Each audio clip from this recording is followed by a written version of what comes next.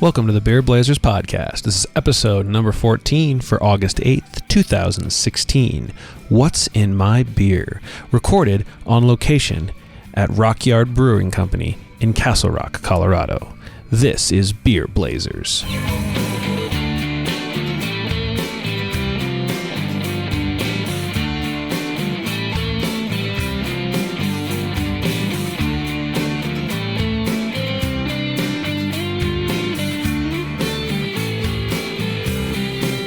Hello and welcome to another episode of the Beer Blazers. I'm your host Eric Johnson and I'm joined today by Mr. Eric Beeler. Yes, sir. Once again, we're just the two of us today, hanging out, having a little man chat, as it were.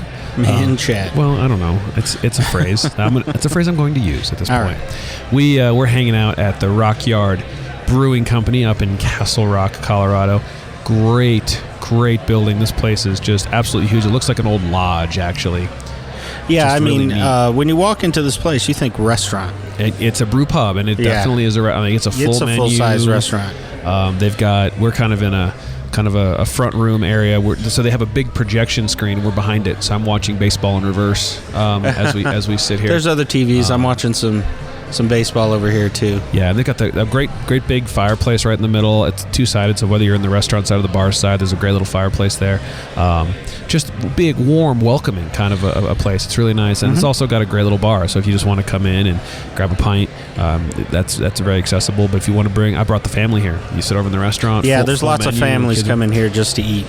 And their menu, I mean, it's comprehensive. They got burgers, they got pizza, they have Mexican. You can get a burrito. So yep. I mean, whatever you're hankering, you can come to the Rockyard and probably check it out. They've got a little window into a part of their little brew house corner here. So there's stuff you can check Decent out there. size. Yeah. And we're going to interview the brewmaster, Jim Stinson, coming up here in a little bit. And he's going to tell us a little bit more about the place. So I don't want to steal too much of his thunder, but so we're going to get our chat on for a little while before we move on. And one thing I just want to mention right off the top, and then we're going to talk about this again with Jim because I want to get some more detail, is the beer festival these guys have coming up. It's the Rendezvous with the Rock Beer Festival. These guys host it. They get 25 to 30 breweries in here. It's Saturday, August 13th. It runs from about 12 to 5. Sounds like an amazing little setup. They have live music. They're going to have like games and fun, and apparently Castle Rock is doing some stuff that day too. So if you're in the area and you want a beer festival and you're hot and thirsty, and let's face it, Saturday, August 13th, you're going to be hot. And by extension, thirsty. probably going to be thirsty. Yeah. Go check out the Rendezvous with the Rock Beer Festival. And for the lucky listeners that are keeping their ears peeled to the Beer Blazers, we have two. I'm holding them in my hand right now. Tickets 26 and 27. And it's a limited event, by the way. Yeah. They don't allow too many people because they want you to have access to the beer. Two of the people are going to be listeners of this show for free, thanks to Rockyard Brewing. They gave us two of those. So amazing. We can make sure you take advantage. We can get you in the door. So we'll tell you a little bit later on how you can enter to win those tickets. But it's probably along the lines of liking and sharing something. So keep your ears peeled. So just do it for everything. Right, just like and share all the time, and you might win. We've given away some stuff from some great breweries around town. So keep listening. We like to give stuff away. Call in, by the way. Tell us why you think you want to go. Maybe we'll pick you. Yeah, just call our number. I don't remember what it is off the top of my head. I have to look at my phone real quick. 720-263-0337 is the number for our voicemail box. Way to be. Yeah. Call us. Tell us your stories. Let us know what's going down. So anyway, we're hanging out. We've got 9 beers here that we're going to kind of go through. Oh, yeah. They've got, everything from a nice, a light Pilsnery beer. They've got some reds in here. We've got chili beer. We've got a nice stout, and just lots of good stuff to try.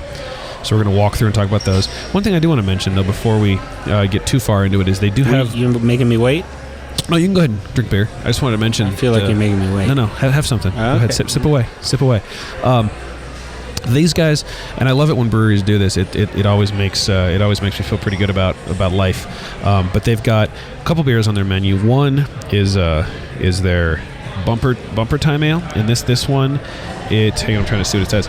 It's a collaboration with the Firefighters Union, and they give a proceeds from that beer to the Colorado Pro Firefighters Foundation.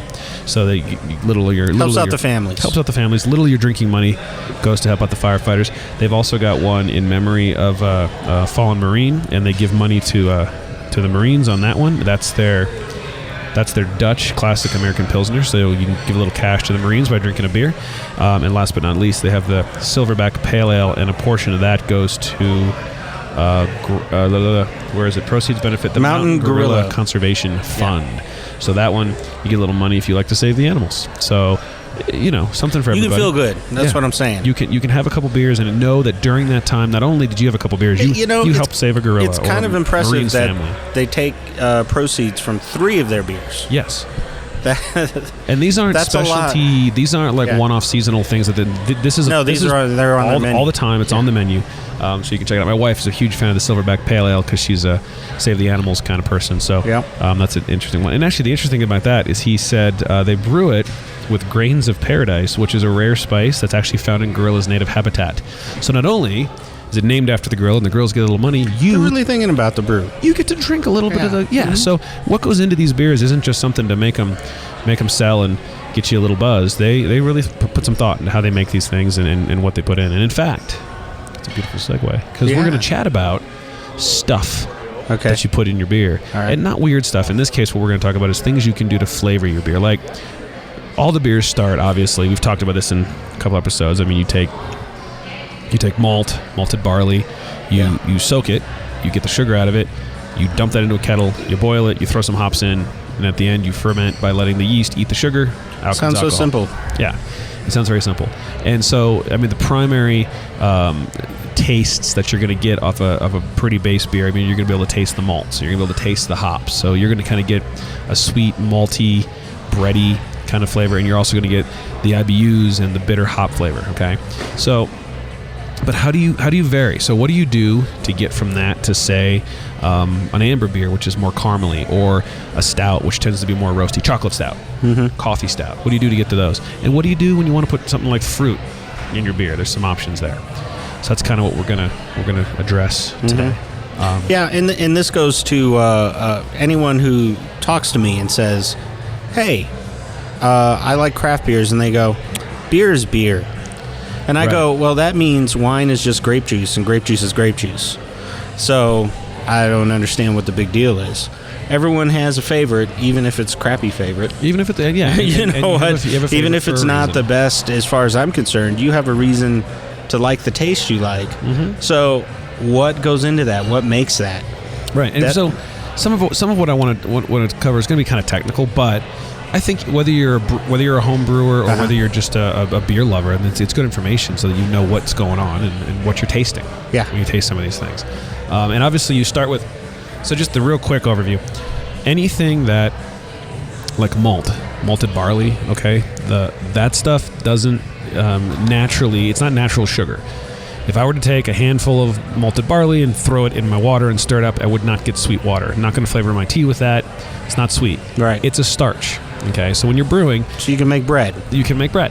When you're brewing, anything that's a starch, what you have to do is soak it in water, and it actually breaks down the starch and releases the sugars. That's how you get the sugars out of the starch.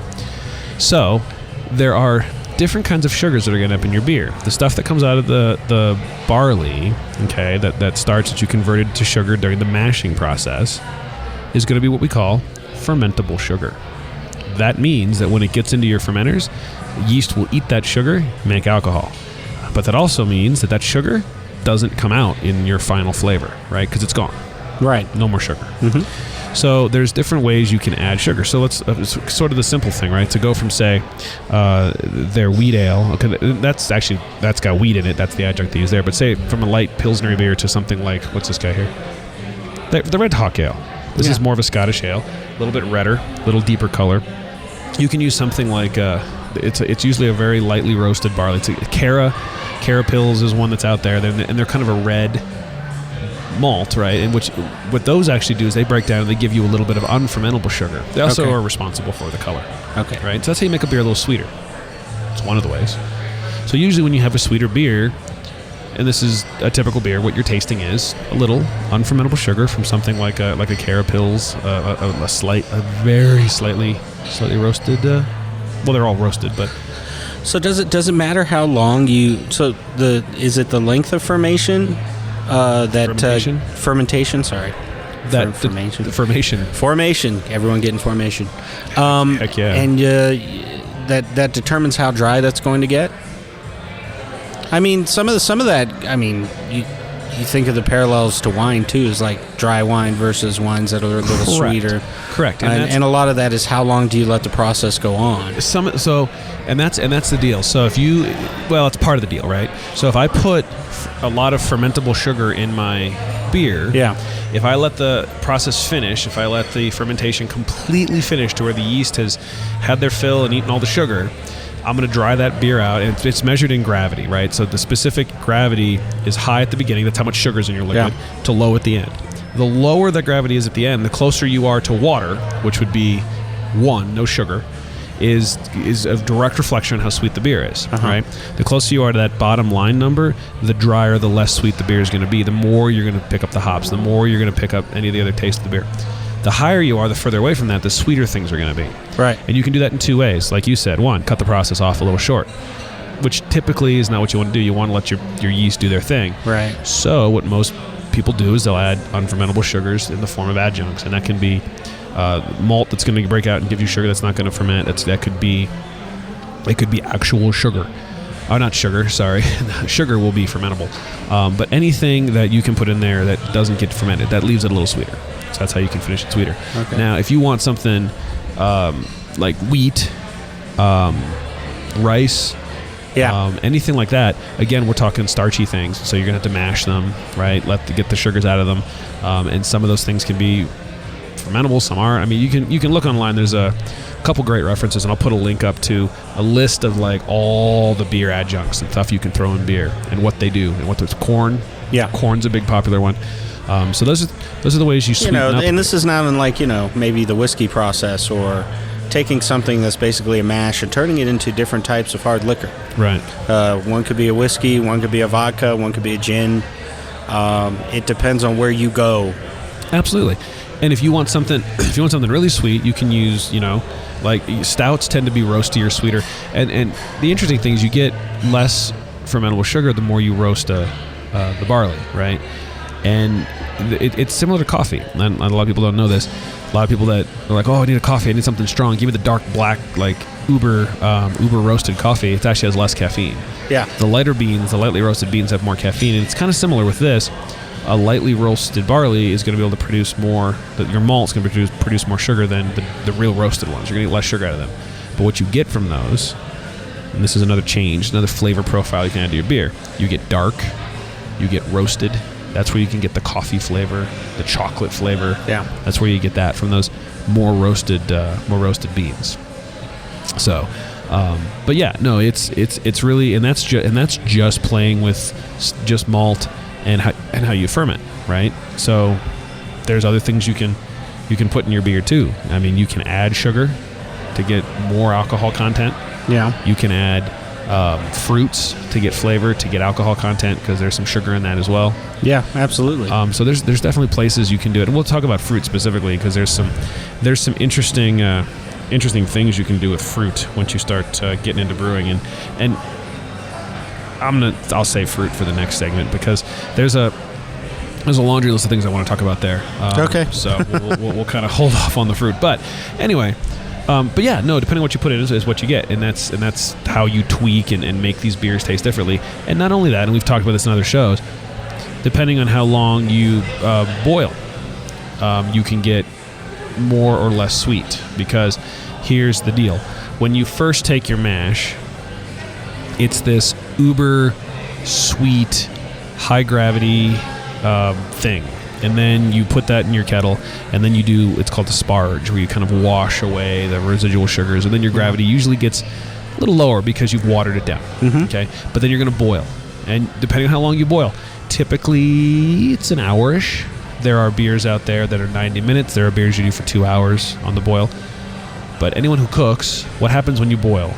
It evaporates the water. Evaporates the water. And when you evaporate the water out of the beer... More concentrate. You leave the sugar. Yeah. Right? So that's one way that you're going to have less liquid, obviously as that happens, but you're going to have higher sugar content. And if it's all fermentable, that translates to higher alcohol content.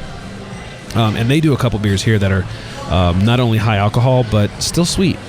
And, so you have to accomplish that by, you got to get something in there that's a little unfermentable. Otherwise, you're going to have this dried out high alcohol beer with no sweetness.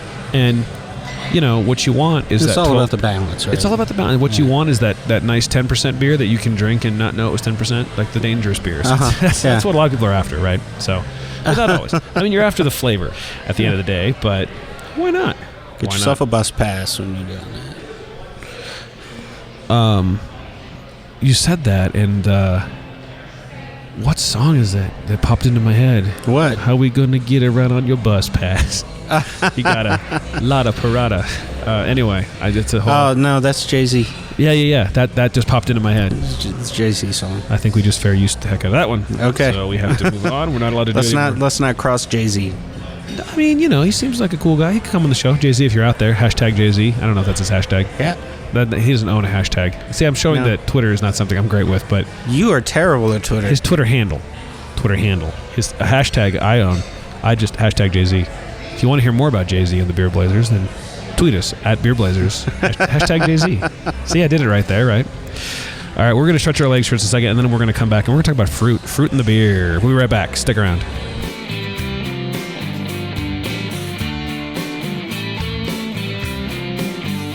All right, joining us now is Jim Stinson, the brewmaster here at Rockyard Brewery. Jim, thanks for coming on and chatting with us. Yeah, thanks for coming out.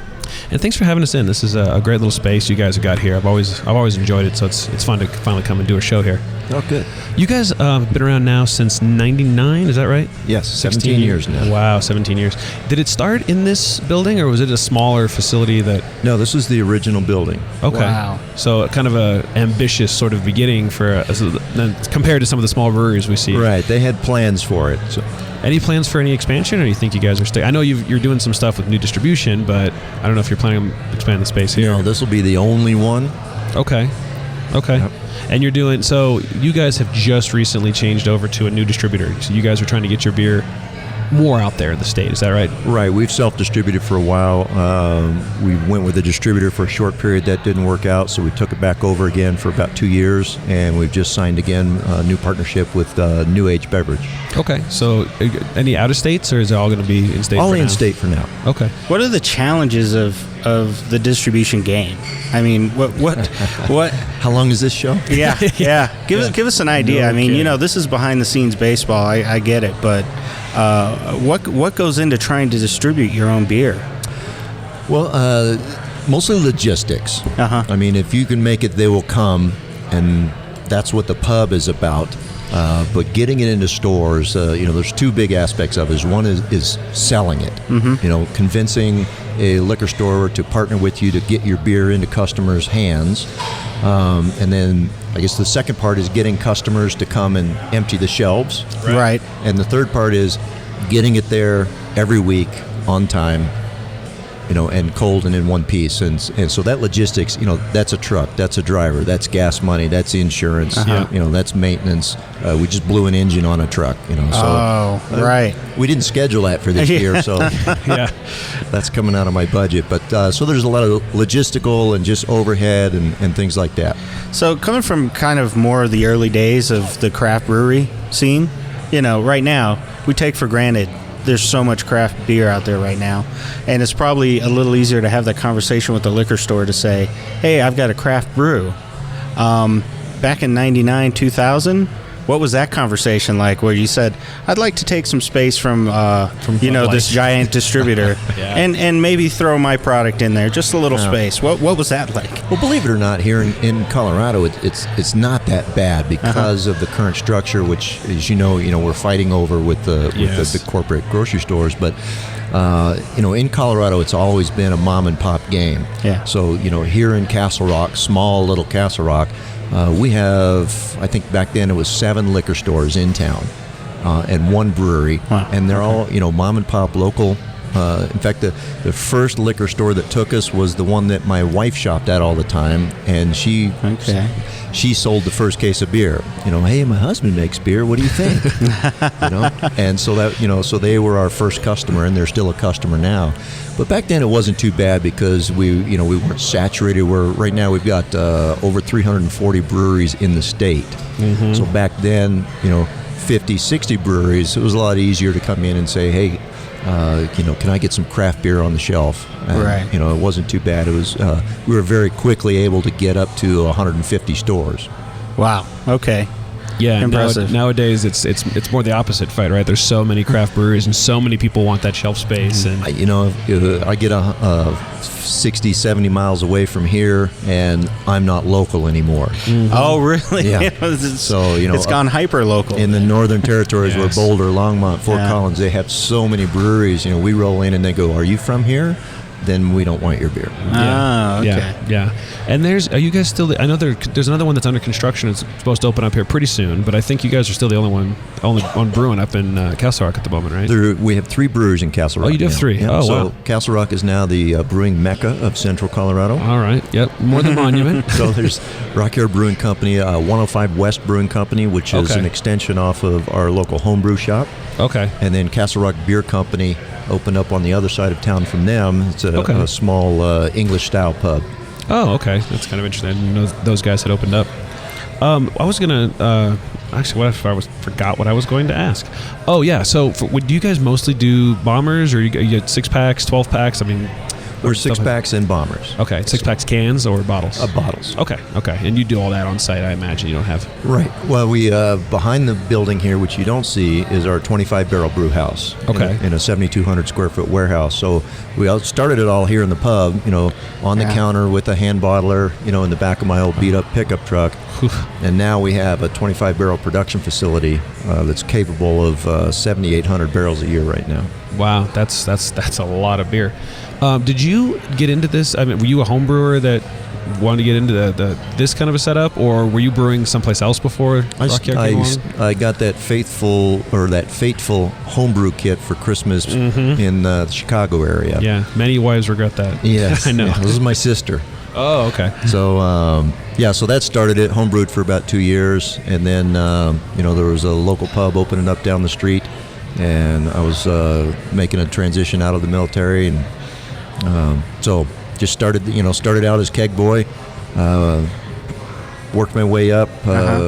My wife's a native of Colorado, so when the time expired for the free move, we came back here to Colorado. She cashed in her chips. That's a lot of people's stories, right? Yeah. So we came back here, and I floated around Colorado, a couple different breweries. I've brewed in Pueblo Club. Okay. Alcatraz Brewing up at Park Meadows Mall, and then this is my second time here. I've been here for 14 years now. Okay. So you obviously you didn't just do I was a home brewer for 6 years and 2 days later decided to start a brewery. No. You worked at some breweries and really got the experience doing it. Yeah. Okay. Is there when you're brewing, or I guess enjoying beer, do you have a favorite style that you like, or do you just sort of enjoy all of it? I mean, I know you have to some extent you have to appreciate them all, right? But sure. I like the red beers. I like ambers, reds. The beer that I usually have in my fridge at home is our Scottish Ale, the Red Hawk. Okay. I'm a big fan of German lagers, alt beers, things like that. So, Your travels influence that at all from the military? Not so much from the military. I mean, when I was in the military, of course, overseas, we drank local beer. So we went around the Mediterranean and things like that, and had good European beer. I was also over in Korea and Japan, so we had that beer. Then I always came home and went to Bud Light.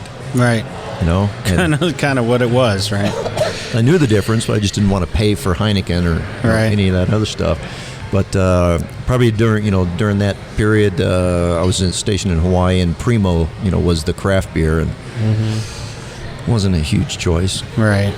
But yeah, I've always cooked, make my own bread, lasagna, spaghetti sauce, dabble in the kitchen. So homebrewing was like, right, it makes sense. Cooking something else. So once I started making my own beer, you start to make what you like.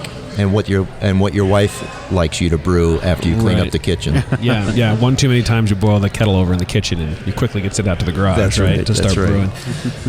So one of the things we're actually talking about in the show is different adjuncts and different things, fruit you can put in beer to sort of give it a different flavor. Because obviously you can only do so much with malt and hop. I mean, you can do a lot with malt and hops, but what are some of your favorite things to sort of add a little flavor to a beer that are kind of off the beaten path there?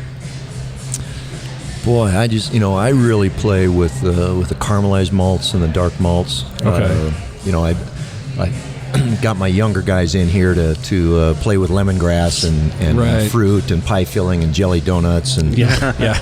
and things like that. But I think there's a lot you can do, with hops and creative mashing. Yes. First, I don't know what my secret is, but I seem to be able to make really big beers that are really smooth.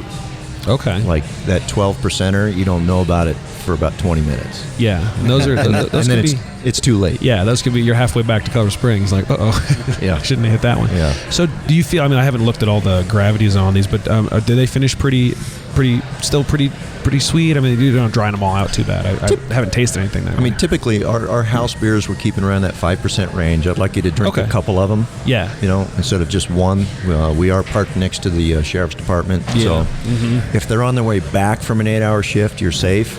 Yeah. Yeah. When they're going out and they're all revved up and ready to go. Yeah. But most of my beers, I lean towards a balanced beer. Right. We do a couple of hoppy offerings. We have a couple that are, our Helles is about the malt. Okay. No hop presence in there at all. But most of them had just a little bit of a drying finish to them. Okay. But I really like our IPA is a little bit different. I build a little malt body into it, so Okay. it's not just all hops, but it definitely leaves you, knowing that you just chewed on some stuff. Okay. But for the most part, we're finishing, in that light to medium bodied range. Okay. So you leave a little sugar in that IPA to keep it a little sweeter then. Yeah.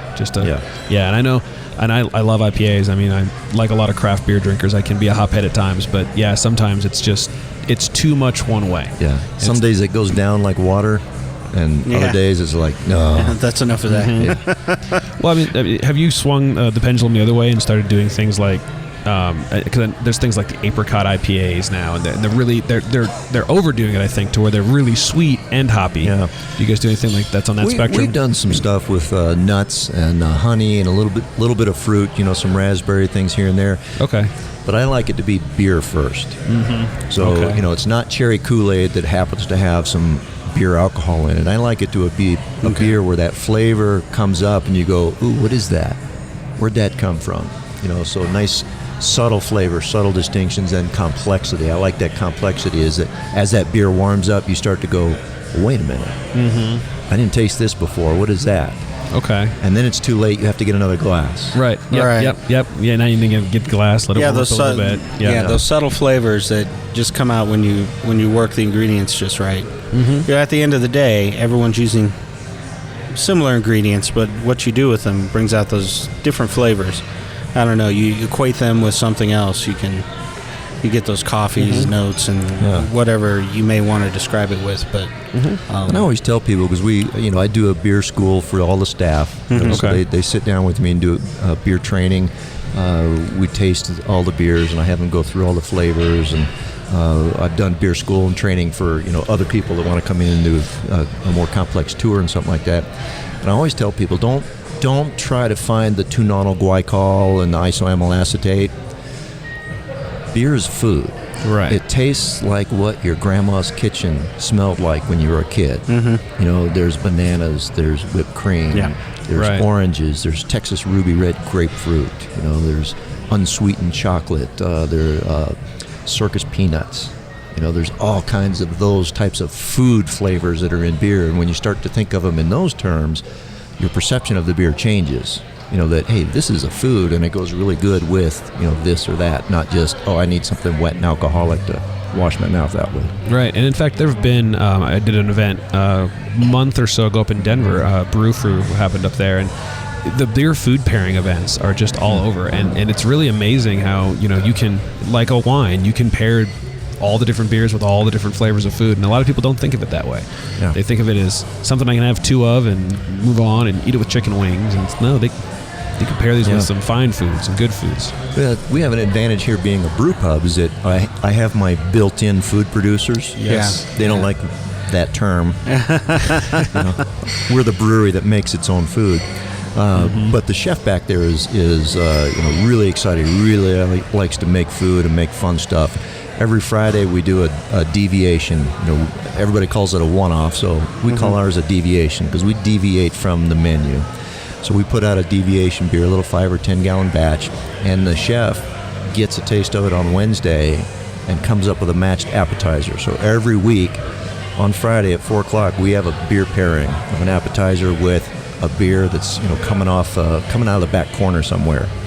And then quarterly, we do beer dinners where chef goes completely off the menu.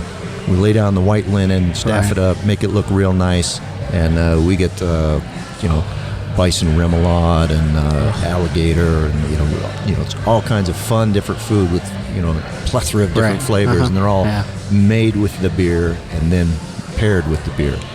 Absolutely fantastic. Well, and you just have to think about it the way people have thought about wine for hundreds of years. Right. It's like it goes with food. You don't necessarily just drink it alone. Right. Well, but you can. You can. No, you can. So speaking of tasting beer, you guys have the Rendezvous at the Rock coming up here the middle of August. Yeah, it's our fourth go around for our beer festival.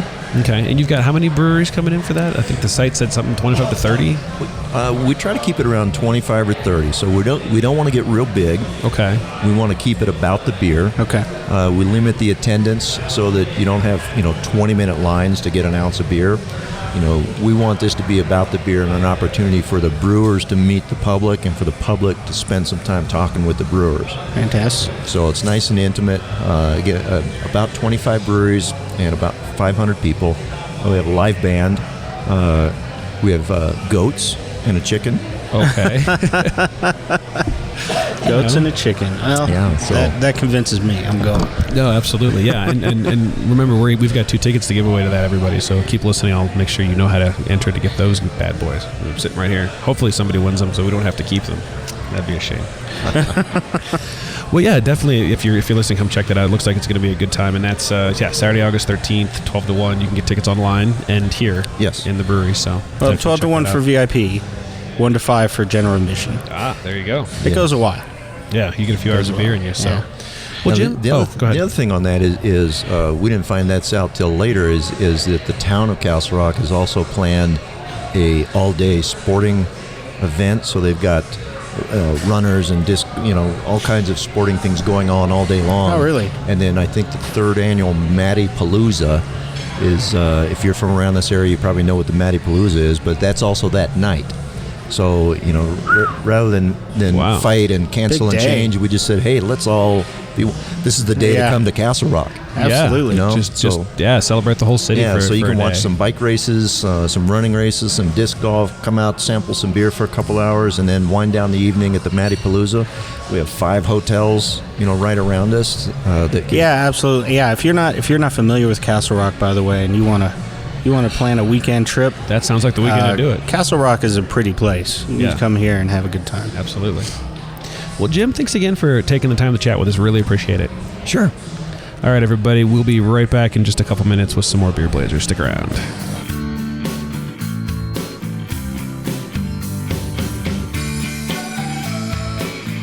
And we're back. Yeah. That was it. Oh, go ahead. You had a shout out. Yeah. I don't know what that is. Had to do the hype man. The hype man move. Kind of in the corner, just kind of like, yeah. That was our interview with Jim Stinson, the head brewer here. So a lot of interesting things, and absolutely some stuff I didn't know about the brewery, and I'm looking forward to. So not just Rendezvous with the Rock. This is Castle Rock Day. Yeah, I mean, just all kinds of stuff. I need to figure out what the disc golf situation is because you mentioned disc golf, and I'm a little bit of a fan.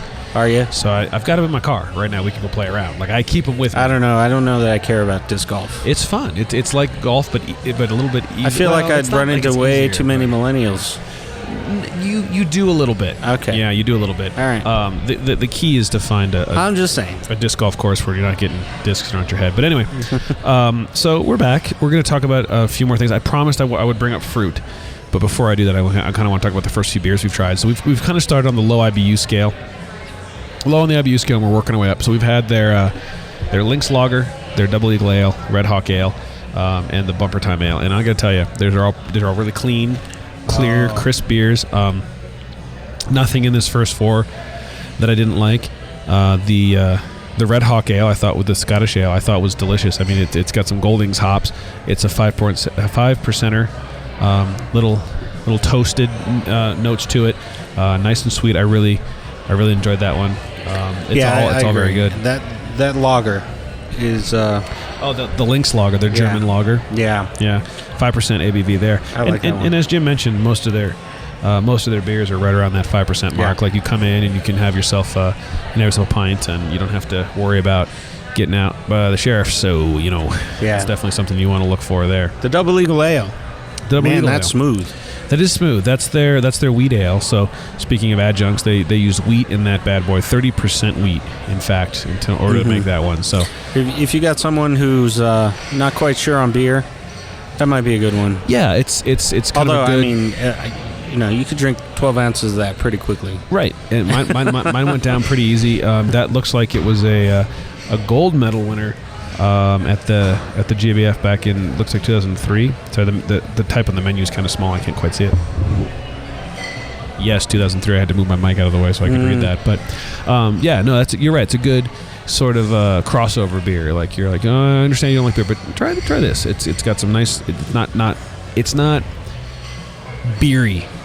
I guess not is the word. beery? So a lot of people think of beer, they think, oh, it's bitter, or it's a watered down. That has some nice flavor. It's Yeah. not bitter. It's not going to put you some nice off if you're sweetness not a to big it. beer fan. I think it's something you could definitely. It's not get overly into. sweet, though. Not overly sweet. No. Speaking of overly sweet, though, I want to talk about fruit. Okay. Fruit and beer. All right. So you've got options when it comes to putting fruit in beer, and this is the different things you're going to see on the market, right? You can use good old fresh fruit, frozen fruit, right? Something that's been pre-canned, or you can use fruit extract. Fruit extract, I think, is becoming popular. There's a few, like, I don't know if you've noticed. So there's this trend to do grapefruit IPAs or orange IPAs or Get those citrus. Yeah, you want those citrusy notes. But the problem is to especially with a beer you're going to boil for a long time. And I'm not saying any of the big brewers specifically do this, but it's hard to get that real orangey flavor, that real grapefruit flavor. I mean, grapefruit, you're going to get a little bit from the hops on an IPA anyway, right? But what people have started to do is they'll use extracts.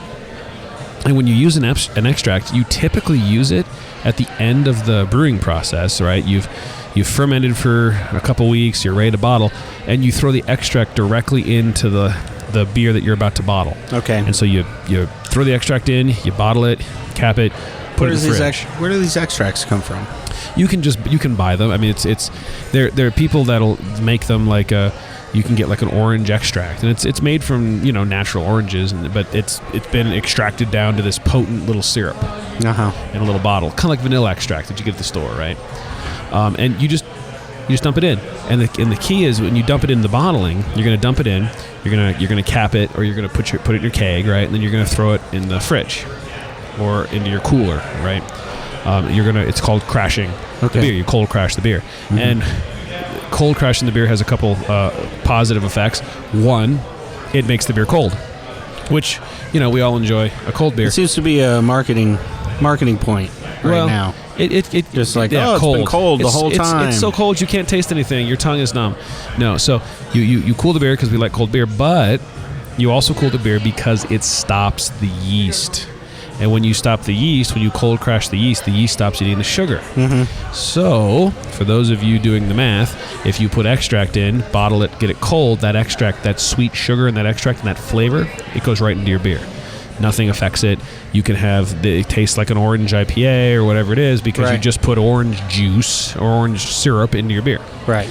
If you use extract any earlier in the process, it can get eaten up by the yeast, and you'll lose some of that fruity flavor. You'll basically get the bitters of that fruit without the sugars. Yes, and in some cases, and that's one of the issues. And so people that use natural fruit, and there's nothing wrong with that. Natural fruit is great, and you can use it at a couple different stages, but introduce it too early, say in the primary fermenter, you could lose some of the fruit sweetness and get the bitters off the back of it, and that's not what you want, right? You want the fruit essence. The other problem with using it in your primary fermenter, natural fruit, is it adds a lot of fermentable sugar, and especially if you're a home brewer, homebrewers brew in these little 5-gallon glass carboys. Yeah. You only have so much headspace, and if you're going to chunk 8 pounds of fruit in there, you're going to lose the headspace. And I did this once. My brew buddy and I. Really? Yeah, Jose. He and I tried to make a cherry wheat, and we put a bunch of cherry into the bad boy, just a bunch of cherry. And the primary fermenter, like actual cherries. Yep. So we went out and got cherries. We pasteurized them, i.e., got them really hot, and then put them in the primary fermenter. So what they say to do is not to boil them. If you're going to add them to your boil, they say wait till your flame's off and your mash is, or your wort, at that point it's only wort, is cooling. And when you get below about 180, throw the cherries in, and it should be enough to pasteurize them. Okay. You don't want to go too hot because again you'll get some of the bitterness off the fruit or whatever. So we did cherries, and it was just little chunks of cherry all in the beer, and in the fermenter they fall out. Well, we didn't have a whole lot of headspace, and for whatever reason we were still new to brewing. We didn't use our little tube and into the water for we put one of the little plastic bubblers on that you get at the store, where it's basically a cork and a thing about 4 inches big that's like a water trap. So air can get out, but air can't get in. Right. And in a day, the fermentation took over. It filled up our headspace. Little chunks of apple got into that thing, and it shot the cork off into the ceiling. Holy cow. And it threw apple everywhere. Apple or cherry? Cherry. It threw cherry everywhere. His ceiling is still missing paint from the acidity really? of cherry that we threw up on How his long wall. did it take you to find that? It was like I think it had blown, and like the next day he went down there and he was like, and there's still like on tops of like door trim. I'm like, dude, cherry, like it's everywhere. It exploded. So you definitely want to be careful. But a lot of people are doing this extract thing, right? So you just add the fruit flavor directly to your thing right before you bottle. Is it cheating? I don't think it's cheating, but No? it definitely gives you a fruity flavor But without let me ask you, what's unique about it? the extract versus the fruit. Yeah. I mean, what's unique about everyone using the same extract? Well, Is there something you're doing with it?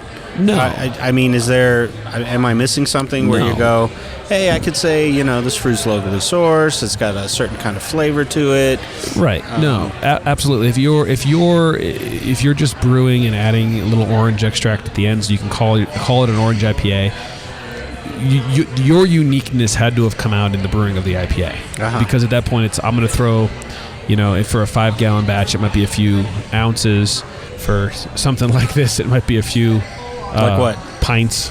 The beer system here, the brew system here, for something this size, you might be throwing a bucket's worth of the stuff in, but it's no, you're not doing anything special with the extract. It's sort of like you go buy a can of whipped cream and squirt it on the cake you made. Like the whipped cream's a whipped cream, right? You just gave it a little sugar at the end, and it's kind of the same in the beer. You give it a little sweetness at the end by throwing the extract in. So. Yeah, and it's there's a lot. I'm not feeling full of craft beer. No, kind of uniqueness from that kind of process. I don't know. No, just call me someone. I mean, you're a little jaded, a little tainted. I don't know. Sweet, our little stickers up in the brew house window. I'm just not noticing that. It's kind of falling off. Got to get the corner. Come check this out, Rockyard. Anyway, no, you're definitely not feeling the warm and cuddly, I guess. But when you think about it, in a way, I think, and they've been using them for years. I mean, you can look on forums, and people that have been homebrewing have been using extracts in their beer like that for a long time. Right. And in fact, one of the ways you can brew is you can use what's called DME. It's dry malt extract. So you actually brew your beer without actually ever having malt and mashing it. Someone else did the mashing for you and basically got the malt down to this extract powder, and you add water and then brew. You still made a beer, but you just didn't start from the closest to the source, as it were, right? Yeah. So, I mean, nothing wrong with extracts, but in a way, when you start to think about this craft beer movement, is craft beer maybe to blame for more of that? Because it's hard to necessarily differentiate yourself by brewing another IPA. I mean, don't get me wrong, there are places that brew a phenomenal IPA or a phenomenal stout, and you're like, this is great, this is the best one I've ever had. It's differentiated from the other breweries. But when we're talking 400 breweries in Colorado, I mean, hell, there's 3 or 4 in Castle Rock. This isn't a very big town. We've got 30 in the Springs. What makes yours different from the other guy? And it's like, well, we have an orange IPA. It didn't take much work to do that, but it gave you something a little bit different. Right. So it's kind of a freebie. But in the quest for differentiation, I mean, as you and I have both run businesses, worked for companies. I mean, trying to do the podcast. What you're about is that differentiation. What makes you different?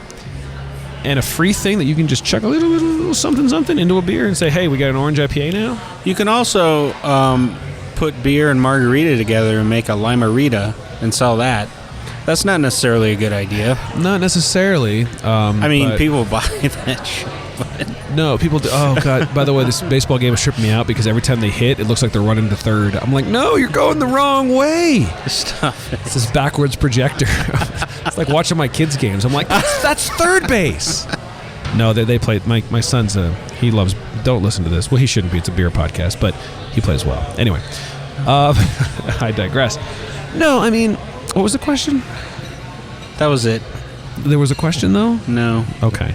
Well, I mean, yeah. I wanted to talk about, though, craft brewers who really want to go for the fruit, really want to make something unique, and not unique just in the fact that they have a fruit beer, but unique in the fact that they want to take advantage of a specific flavor. So Right. would they take specific pieces of the fruit?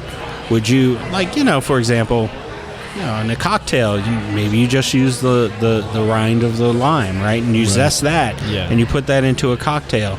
The whole extract thing, it sounds to me like, you're buying frozen lemonade from the store, and then you mix it up with water, and you're like, hey, it's good. It's the same as Kool-Aid, which is the same as real lemons, and it's not the same. Right, and I guess if you want to, if you want a cocktail analogy, I suppose it would be probably similar to a simple syrup, right? You're going to have a cooked down sugar that's basically this really sweet syrup. There's nothing unique about that. It's just this sweet sugary thing, right? Yeah. And you're going to add that to a cocktail at the end to give just a little sweetness. You didn't do anything specific in that cocktail to make it sweeter. A little sugar, right? Mm-hmm. And so I think in some ways, dumping the extract in, it's kind of like that. You're like, I want to add a little sweetness, but I also want it to be orangey. Let's dump this in there. Right. Now, what about bringing those subtle flavors out just with the process of your grains versus adding fruit? Because Well, you can bring in a lemon kind of flavor to your brew. You can. Without using lemon. Right. There's ways. If there's a specific malt or a hop that has a certain characteristic, sometimes you can get a grapefruity kind of a note. Yeah, without exactly, using grapefruit. anything resembling grapefruit. But if you want something very specific, like you want something cherries, or you want some lemon, or you want some. I had a beer the other day. It was brewed specifically with lime. And so it was kind of like a limerita. Mm-hmm. If you want something like that, I mean, I don't know of a hop off the top of my head that tastes like a lime. And so you have to do something, and you could use. Well, an and I'm extract, definitely talking about more subtle flavors, right? Yeah, I'm not talking about making it a fruit beer, but having characteristics. I go back to that wine analogy, right? It's like it's all grapes at the end of the day. It's all but it's grapes. your process of doing it where you can go, yes. Oh, this tastes like tobacco. It's the process of how you and do leather it, and how and things got done. Yeah, that make it the wine. Yeah, and there certainly there's things you can do, but it's harder. I mean, the further back in the process you go, the more risk you have of either overcooking something and bringing out some bitters, or putting it in as fermentable sugar and then having it all eaten up. And that's why there's a lot of beers out there. And I don't know if you guys noticed this, but I'll go out and drink a beer and they'll say, "Oh, this is our apricot ale," or "This is our what's been huge, like coconut. This is our coconut brown." Yeah. And a lot of those will use artificial coconut extract. You can tell the difference because you'll have a really sweet coconut taste versus like a nice stout that smells like coconut, but when you taste it, it's just a little sweet. And there's a couple in town that I've had, and a couple you're like, oh, this is just, it's like coconut's kicking me in the face. It's like, those are probably extract, right? Yeah. But the ones that are subtle, and they smell so much like coconut, but then you taste it and go, there's no really flavor of coconut. It's because they did it further back in the process. They got a little essence of the coconut in there without kicking you in the face with coconut. Right. So it just depends on what you're trying to accomplish, I guess. So anyway. Okay. All right. Well, we've got a few more beers to talk about here at the Rock Yard. Also, they dropped off something for us to nom on during the last segment. Oh, what? We ordered a little food. Got the food. What'd you end up? Is that the chimichanga? That is a chimichanga, baby. That thing is huge. And I just got the Yard, which is just their burger. And by the way, it looks delicious. So we're going to take a quick break. We're going to be right back. We're going to wrap up these last 5 beers and wrap it up from Rock Yard. Stick around on Beer Blazers.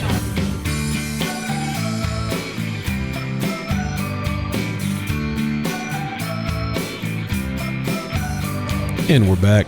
Eric to the J and Eric to the B hanging out at the Rock Yard. Rocky Mountain adjacent. Rock Yard. I don't know if that's the theme. So we got a little time left on Beer Blazers here, and we wanted to talk about and try through the last of these few beers. In fact, we've been talking so much, we haven't had a chance to drink them all, so we can kind of drink through and try these. Yeah. Next one up on the list, by the way, is the Lightning Strike Stout. You had this one already, haven't you? Oh wait, no. I had the red ale. Did we talk about the red ale? The bumper? Which No, one? The Hawk Red. The Hawktail Hawk- Red. yeah, Hawktail. I talked about the Hawktail a little bit. Okay. Yeah, those are my good ones. because I just finished that. Yeah, good, right? Sweet. I love it. Balanced sweetness, and that's been the theme. And Jim pointed out in the interview, and it's definitely bearing witness with these beers. It's a balance. They have the hop, they have the sweet. They bring it together in a way that's delicious and enjoyable. So the Lightning Strike Stout, Yeah. dark ale. This is they use caramel and chocolate malts along with roasted malts, barley, and oats. So this should have a very roasty nose It does. and probably a very Really roasty does. taste. What do you think? I definitely get the roast, but here's the theme I'm getting from these beers: balance. Yes, Balance. balance. So if you like a stout, but you don't want to overdo it on the bitter, you don't want to overdo it on the coffee, this is a great stout. It's a great stout, and not knocking like a Guinness. I like Guinness, but Guinness is rich and roasty, and there's a little bit of cream to it.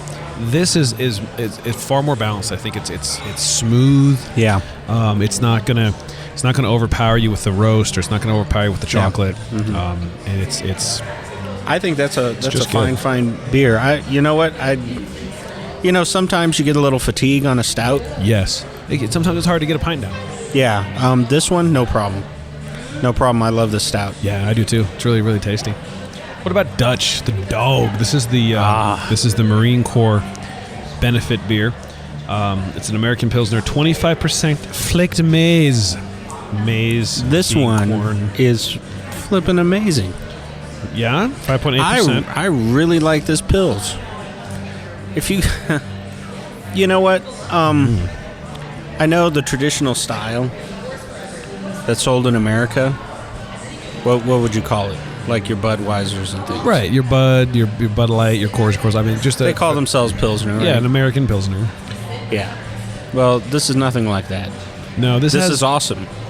This has a lot of flair. That's the thing with like a Coors Light is it's watery.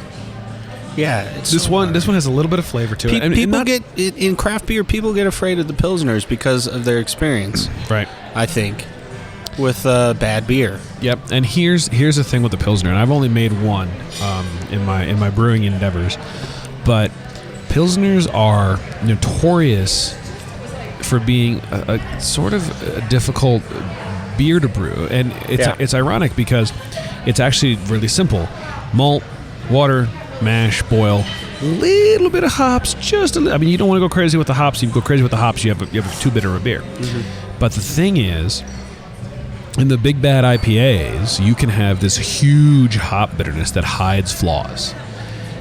Pilsners, you can't hide the flaw. If this Pilsner's not right, you're going to taste it. Yeah. You're going to taste it right away. And this has a taste nice skunky or something like Yes. that. You'll just get that right away. You'll be like this. It like to steal a phrase from Kiri, who's not with us today. It tastes like licking wheat. And no one wants that. This one I think is crisp. It's got a great flavor. They actually lagered this one, so this is I quite enjoy this. Yeah, I think this is a fine beer for any military man. Yeah, that's again good on a hot day. Oh, dude, I'd drink that all day. Yeah, I could go through some of that. 5.8%, so it's not going to kill you. Silverback Pale Ale. This is the beer that benefits the Mountain Gorilla Conservation Fund, made with grains of paradise, which is spice from Gorilla's Yeah, land. so you get that spice. There's a little bit of spice there. You kind of taste it on the front of your tongue. Yeah. And you could kind of like, wow, what is that? Mm-hmm. Is that cinnamon? What? No, it's not cinnamon. Is that like cardamom? No, it's not that. It's a rare spice only found in native habitat. Yeah, but it's just makes this beer so interesting.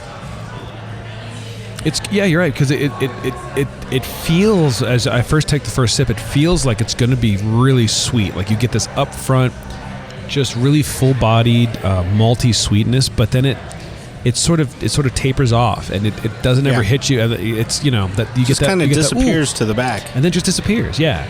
So this one's it's really good. But you're right, that spice it adds that something that if you were sampling this or judging this, you'd go, what is that? Yeah, that is interesting. Yeah, that's part of the beer is food right there. That's one of those moments where you're like, that's just really good.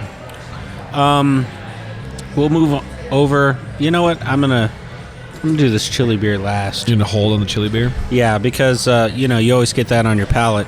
I'm gonna move over to the Hop Yard IPA. The Hop Yard IPA, and that's the big bad rabbit on the thing. And spoiler alert, I haven't found a lot of chili beers I like, so let's just see. I haven't tried it yet. Okay, but we can try the IPA. I'm good with that. Hop Yard, and I think 7%, and I think the name says it all. It's hoppy. Bodacious hops. Bodacious hops is what they list here. But just to sort of keep that theme rolling again, it's balanced. It has a sweetness. It's not all hops. Yeah, you can. Drink you definitely get your hops if you're an IPA fan. You definitely get your hops. Your hops are here, but the balance with a little bit of sweetness. So have you drinking a couple pints of this? Yeah, but again, if you're not a huge hop head, you can drink this. And it's not gonna. But it's good. The hops come through, the sweetness comes through. It's all about the balance here. I mean, Rock Yard. I mean, if they weren't already named, I'd be like, call this place Balance Beam. I don't know. That's a dumb name but it's Balance Beam Brewery. Triple B's. I don't know. They're very much about the balance, and it's showing. Hey, Olympics tie-in, Balance Beam. Oh, Balance Beam, Olympics tie-in. That's right. I did that on purpose. Hashtag Rio's not going to happen. So. Oh no, it's going to happen. It's just going to people. Rain, shine, or Zika. That thing's going to happen. They're like the Postal Service, but with Zika virus. They got I don't know how many billions of dollars into that thing. That's happening. Body parts washing up. Anyway. There's no body parts washing up here at Hop Yard, so you want a place to go. I'll still be watching. That's Zika free, and they have a big screen, so you can sit in this room and watch the Olympics backwards. Yep. If you really want. I've watched the Olympics in a bar before. Remember '96 when that was Atlanta, right? Yeah, that was Atlanta. Oh God, I can't remember her name.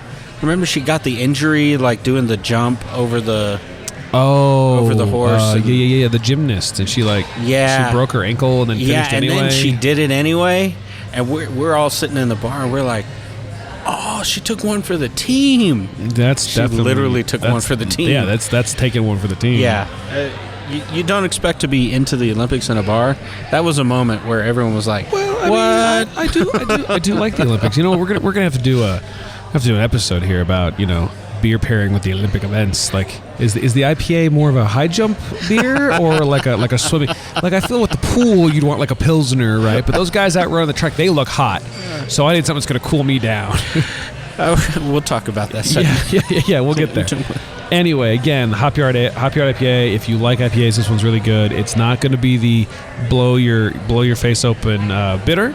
But again, it's not the real bitter, so it's got a good sweet balance. It's good for hop heads. It's good for non-hop heads.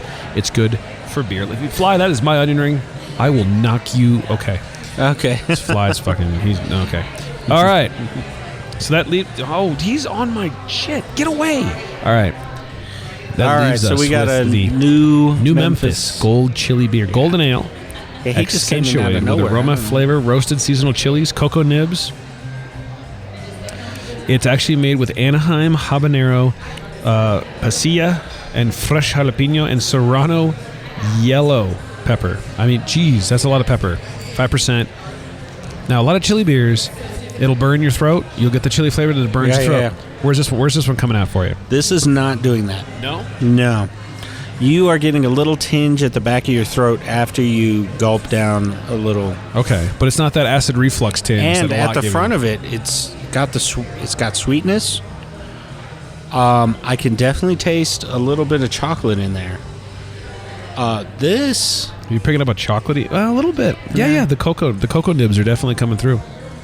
Yeah, it's got just a little of that. You wouldn't chili burn. expect with something quite as light in color as this, but no, this again will be refreshing on a hot day. It's It's got a little of that back of the throat chili burn, but just a little. Not a lot of them. A lot of them I try it. It's that burn like I'm about to throw up. The problem is they do something like, let's just use all habanero. Right. And this is really balanced out. Like the Anaheims are almost a green bell pepper. Yeah. Right. So he's taken a mix of different types of peppers and put them together. Again, balance. So balance even with peppers. Mm-hmm. It's a malt. It's and a hop. It's really made this a refreshing beer. It's a pepper.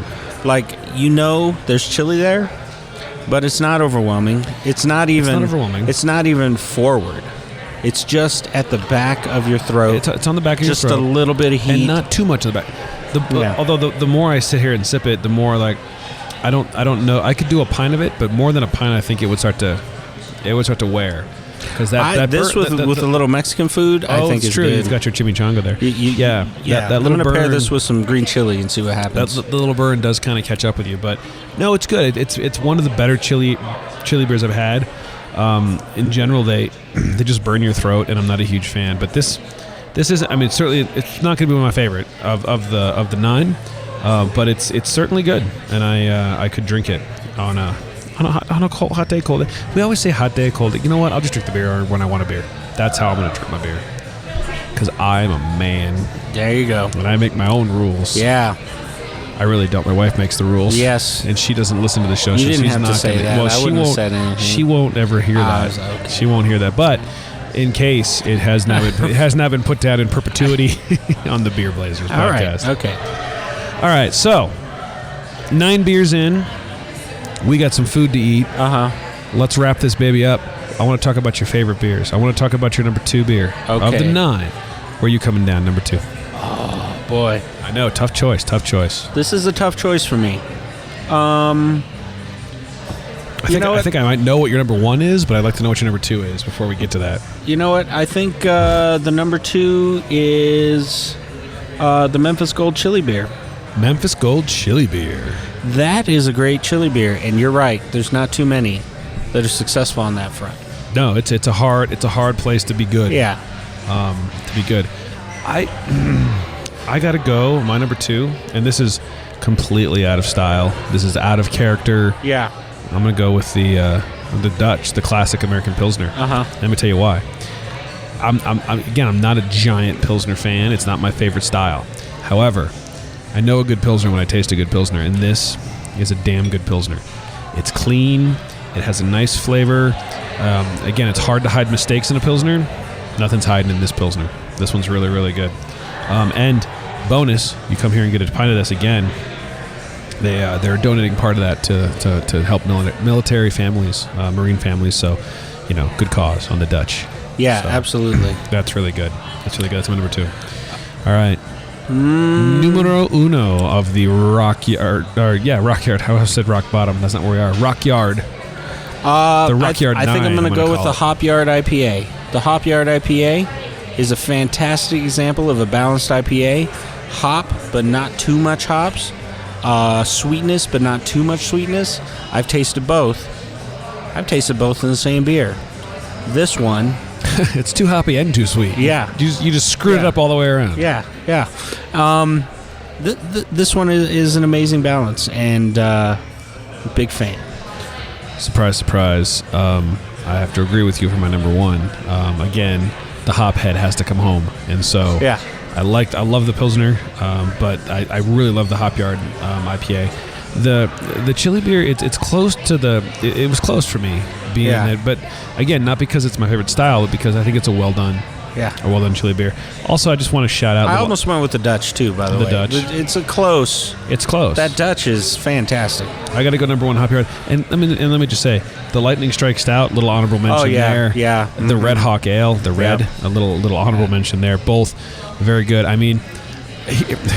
It's hard. I didn't find a bad beer. No, I didn't find a bad beer at all. And not even a mediocre beer. Really. No, not even a mediocre beer. And the problem, and we've done a handful of these shows, and most of the places we go have a pretty good offering. Like, no one's really had anything terrible.